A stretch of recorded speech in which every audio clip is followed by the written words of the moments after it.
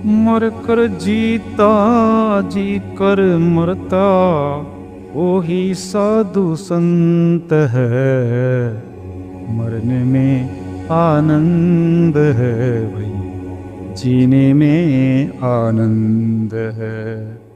मरने में आनंद है और जीने में आनंद है। नमस्कार सज्जनों, हर संत महात्मा हमें सिखाते हैं कि हमारे जीवन का परम उद्देश्य 10वें दरवाजे तक पहुंचना है। वे कहते हैं कि जब तक तुम्हारे भीतर का यह अदृश्य दिव्य दरवाजा, जिसे 10वीं खिड़की भी कहते हैं, नहीं खुलेगा, तब तक सच्चाई का वास्तविक अनुभव नहीं हो सकेगा। यही कारण है कि सुमिरन और भजन का मार्ग सुझाया गया है। यह मार्ग हमें संसार के बाहरी उलझनों से निकालकर आत्मा के भीतर के दिव्य स्रोत से जोड़ता है। ये यात्रा सरल नहीं है, परंतु हर इंसान को इसे तय करना ही है। अब सवाल उठता है, दूसरा दरवाजा कौन सा है? दूसरी खिड़की कौन सी है? इस गूढ़ प्रश्न का उत्तर जानने के लिए पहले ये समझना जरूरी है कि हमारे शरीर में 10 दरवाजे होते हैं और जिसमें से 9 द्वार हमारे भौतिक संसार से जुड़े हुए हैं। 2 आंखें जो केवल बाहरी दुनिया को देखती है, 2 कान जो बाहर की आवाज़ें सुनती है, 2 नासा छिद्र जो सुगंध और दुर्गंध का अनुभव करते हैं, 1 मुख जो खाने, बोलने और स्वाद लेने के लिए है, और 2 नीचे के द्वार जो मल और मूत्र के लिए है। इन 9 द्वारों का स्वभाव बाहर की ओर खींचना है। यह हमें इस संसार की ओर आकर्षित करते हैं और हमारी आत्मा को भौतिकता में उलझा रखते हैं। उदाहरण के लिए, जब हमारी आंखें खुलती है तो वे केवल बाहरी वस्तुओं को देख पाती है, परंतु आत्मा की गहराई को समझने में असमर्थ होती है। इसी प्रकार हमारे कान बाहर की आवाज़ों में उलझे रहते हैं, लेकिन भीतर की अनहद नाद को सुनने में असमर्थ होते हैं। नाक केवल वातावरण की सुगंध या दुर्गंध को महसूस करते हैं, लेकिन भीतर की दिव्यता को नहीं पहचान पाते। हमारा मुख भी बाहरी चीज़ों का स्वाद और भाषण के लिए ही प्रयुक्त होता है। मल मूत्र के द्वार भी हमें केवल भौतिकता से जोड़ते हैं। इन सब के बीच गुरुजनों का संदेश स्पष्ट है। इन 9 द्वारों को पार करना ही हमारी आध्यात्मिक यात्रा का पहला चरण है। 10वां द्वार जो हमारी आत्मा को परमात्मा से जोड़ता है, तभी खुलेगा जब हम इन बाहरी द्वारों की ओर जाने वाले आकर्षण को रोककर भीतर की ओर यात्रा करेंगे। जैसा कि गुरु ग्रंथ साहिब जी में कहा गया है, गुरु द्वारा खोज ले भीतर 10वां द्वार, तिस विची वाजे नाद अनंत गुरुमुखी सुने पुकार। मतलब यह है कि गुरु के द्वारा ही हम 10वें द्वार का मार्ग खोज सकते हैं, जहां अनंत का नाद दिव्य ध्वनि गूंजती है। गुरुमुख जो गुरु के मार्ग पर चलता है, वही इसे सुन सकता है। इस मार्गदर्शन के माध्यम से गुरुजनों ने स्पष्ट किया है कि बाहरी दृष्टि, श्रवण और अन्य इंद्रियों को भीतर की दिव्यता की ओर मोड़ना ही आत्मज्ञान का मार्ग है। यही सच्चा सुमिरन और यही सच्चा भजन है। यही वह साधना है जो हमें 10वें दरवाजे तक पहुंचाती है। जब इन 9 द्वारों की भूमिका पूरी हो जाती है, तब 10वें द्वार की बात आती है। इसे भीतर की ओर खुलने वाला द्वार कहा गया। ये द्वार हमारी आत्मा और परमात्मा के मिलन का केंद्र है। यहाँ बाहरी इंद्रियों का कोई महत्व नहीं होता। यहाँ ना आंखों से दिखाई देता है, ना कानों से सुना जाता है। यहाँ जो कुछ अनुभव होता है वह भीतर की आंखें और भीतर के कानों के माध्यम से होता है। यही कारण है कि संत महात्मा बार बार हमें सुमिरन और भजन की ओर प्रेरित करते हैं। वे कहते हैं, कमाई करो। यहाँ कमाई कोई सांसारिक धन संपत्ति नहीं है, बल्कि सुमिरन और भजन की कमाई है। ये हमारी आत्मा की ऊर्जा है जो हमें 10वें दरवाजे तक ले जाती है। लेकिन क्या वास्तव में हम इसे समझ पाते हैं? क्या हम में से कोई भी इस यात्रा में सफल हुआ है? इसका उत्तर खुद हमें अपने अनुभवों में खोजना होगा। संत बताते हैं कि अनगिनत जीवात्माएं इस संसार में आई, उन्होंने सुमिरन किया, भजन भी किया, परंतु फिर भी उन्हें भीतर कुछ ना दिखाई दिया और ना ही सुनाई दिया, क्योंकि वे 9 द्वारों के प्रभाव से बाहर नहीं निकल पाई। ये 9 द्वार इतने प्रबल है कि ये हमें बार बार नीचे की ओर खींचते हैं। आत्मा के लिए ऊपर उठना सहज नहीं है। ये एक कठिन साधना है जिसमें धैर्य और सतत अभ्यास की आवश्यकता है। प्रिय सज्जनों, मैंने अपने अनुभव से ये सीखा है कि 10वें दरवाजे तक पहुंचने के लिए हमें धरती की शक्ति को समझना होगा। ये धरती कितनी विशाल और महान है। ये हमें जीवन देती है, पानी, अन्न, फल, पुष्प, सुगंध और भी बहुत कुछ, लेकिन इसका एक और स्वभाव है, ये हमें अपनी ओर खींचती है। जब हम सुमिरन में बैठते हैं तब भी ये हमें अपनी शक्ति से नीचे खींचती है। ये खिंचाव इतनी प्रबल है कि जब हमारा शरीर मृत्यु के बाद मिट्टी में मिल जाता है तब भी हमारी आत्मा को नीचे खींचने की ताकत रखती है। धरती का यह स्वभाव हमारे भौतिक और आध्यात्मिक जीवन पर गहरा प्रभाव डालता है। इसलिए अगर हमें 10वें दरवाजे तक पहुंचना है तो हमें इस खिंचाव से बचने के तरीके अपनाने होंगे। हमें अपनी आत्मा को ऊपर उठाने के लिए प्रयास करने होंगे, क्योंकि यही हमारा परम लक्ष्य है। जैसा कि गुरुजनों ने कहा है, पवन गुरु पानी पिता, माता धरत मैत धरती हमारी माता की तरह है। लेकिन हमें उसकी बाहरी शक्ति से ऊपर उठना होगा। ये साधना का एक गहरा सत्य है। जब हमारा शरीर इस धरती पर समाप्त हो जाता है और मिट्टी में मिल जाता है तब भी आत्मा पर धरती की शक्ति का प्रभाव बना रहता है। ये धरती इतनी प्रबल है कि ये किसी भी चीज को अपने से ऊपर जाने नहीं देती। यहाँ तक कि जल भी जब आसमान की ओर भाप बनकर उठता है तो धरती उसे वापस खींच लेती है और वह फिर वर्षा के रूप में लौट आता है। इस प्रक्रिया में हमें धरती की अद्भुत शक्ति का एहसास होता है। इसी तरह हमारी आत्मा भी धरती की ओर खींचती रहती है। जब हम सुमिरन के लिए बैठते हैं तब भी इस खिंचाव का अनुभव होता है। चाहे हम काम कर रहे हो, चलते फिरते हो या ध्यान लगाने का प्रयास कर रहे हो, हमारी आत्मा का सुझाव बार बार इस भौतिक संसार और धरती की ओर ही होता है। ये स्वाभाविक है, क्योंकि हमारे सारे रिश्ते, नाते, धन, संपत्ति और भौतिक इच्छाएं इसी धरती से जुड़ी हुई है। लेकिन सच्चाई यह है कि हमें इस खिंचाव से ऊपर उठना होगा। यदा कदा ऐसा होता है कि हम अपने भीतर उठने का अनुभव करते हैं, परंतु ये स्थायी नहीं होता है। ये परमानेंट होने के लिए हमें स्थिर साधना की आवश्यकता है। जब तक हम पूरी तरह से इस भौतिक खिंचाव से मुक्त नहीं होंगे तब तक 10वें दरवाजे तक पहुंचना संभव नहीं होगा। इसलिए जब हम सुमिरन करते हैं तो ये ध्यान रखना आवश्यक है कि हमारा शरीर धरती के प्रभाव में कम से कम आए। अगर हम धरती पर बैठकर ध्यान लगाते हैं तो हमें ऐसा आसन चुनना चाहिए जो हमें सीधे धरती के संपर्क से बचाए। इसके लिए पतली चादर या पतली दरी से काम नहीं चलेगा। मोटा आसन होना चाहिए जो हमारी ऊर्जा को धरती की ओर जाने से रोक सके।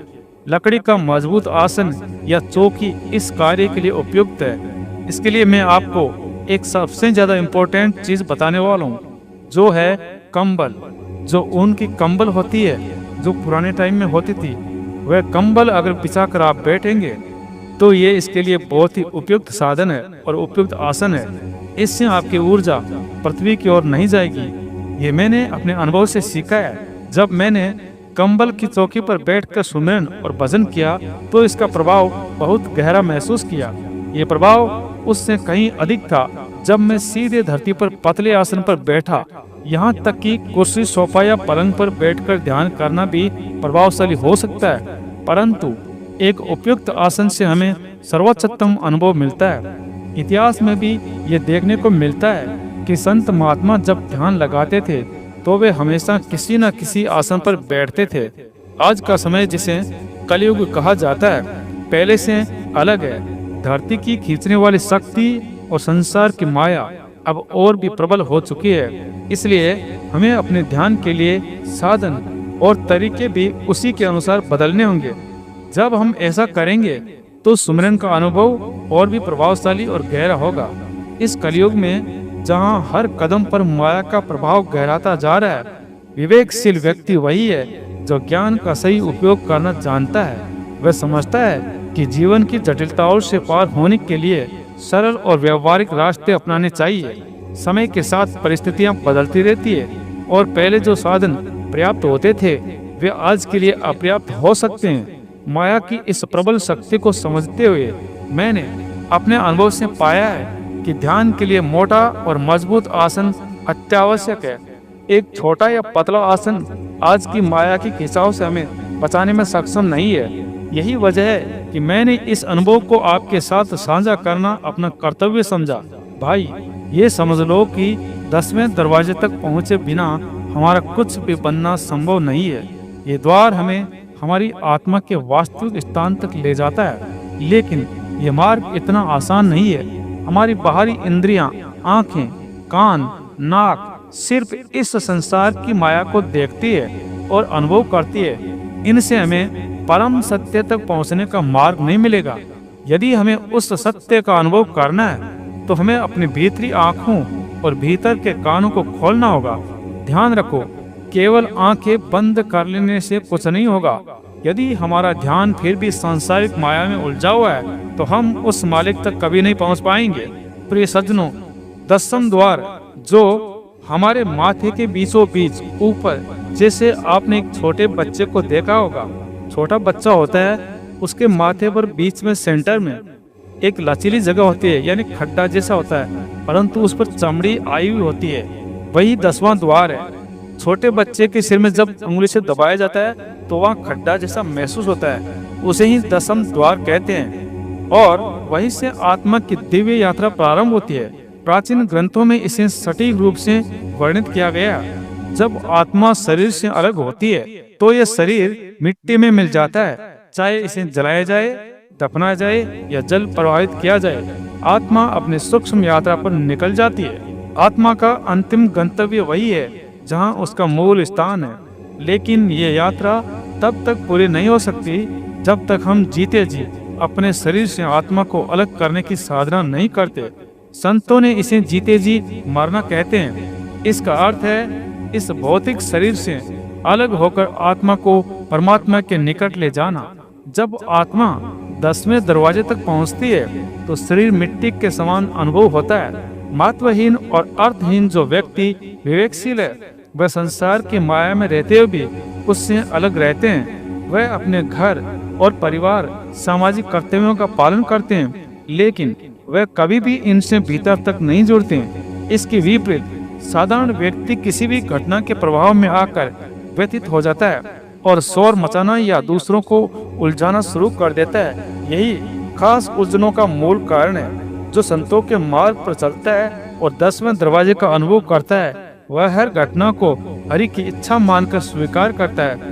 उसे ये समझ में आ जाता है कि जो कुछ भी होता है वह परमात्मा की रजा से होता है और मनुष्य ही नहीं, सभी प्राणी इसी रजा के अधीन है। संतों का स्पष्ट संदेश है, सिमरण करो, दिन रात अपने मन और आत्मा को सुमिरन के साथ जोड़ो, हर क्षण अपने भीतर उस दिव्य नाम की गूंज को अंगीकार करो। यही संतों की शिक्षा का सार है। प्रिय सज्जनों, जब तक हम अपने चेतना के 9 द्वारों से निकलकर 10वें दरवाजे तक नहीं ले जाएंगे, तब तक हमारी साधना अधूरी है। हमें ये समझना होगा कि धरती की माया हमें नीचे खींचती है और जब तक हम काम और वासनाओं में उलझे रहेंगे तब तक सच्चाई का अनुभव नहीं होगा। सच्चाई का साक्षात्कार तभी संभव है जब हम इस भौतिक खिंचाव से ऊपर उठे, अपने 9 द्वारों को बंद करें और उस दिव्य खिड़की को खोलें जो 10वें दरवाजे के रूप में परमात्मा के घर की ओर खुलती है। जब यह दरवाजा एक बार खुल जाएगा तभी हमारा जीवन वास्तव में सफल होगा। यही सत्य है और यही वह मार्ग है जो हमें अपनाना चाहिए। मेरे प्यारे साथियों, ये यात्रा कठिन जरूर है परंतु असंभव नहीं। संतों और गुरुजनों के मार्गदर्शन में हम इस सांसारिक माया से ऊपर उठकर 10वें दरवाजे तक पहुंच सकते हैं। ये वही स्थान है जहां हमारी आत्मा को परमात्मा का साक्षात्कार होता है, अर्थात द्वैतवाद मिट जाता है।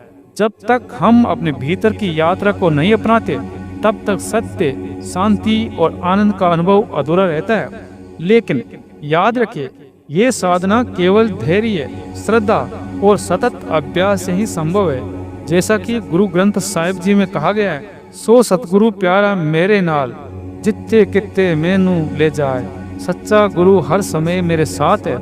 चाहे मैं कहीं भी जाऊं, ये पंक्ति हमें इस बात का एहसास कराती है कि सच्चा गुरु हर पल हमारे साथ है, हमें दिशा दिखाने और हमारे भीतर की ज्योति को प्रज्वलित करने के लिए। आपका यहाँ तक साथ देने के लिए मैं हृदय से आभारी हूँ। ये मेरी खुशी और सौभाग्य है कि आपने इस ज्ञान को आत्मसात करने और इसे अपने जीवन का हिस्सा बनाने का प्रयास किया।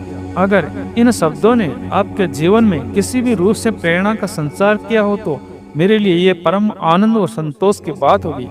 यदि आपको ये वीडियो अच्छा लगा हो तो कृपया इसे लाइक करें, सबके साथ शेयर करें और हमारे चैनल को सब्सक्राइब करना ना भूलें। आपके समर्थन और प्रेम से ही हमें ऐसे प्रेरणादायक संदेश आपके लिए लाने की प्रेरणा मिलती है।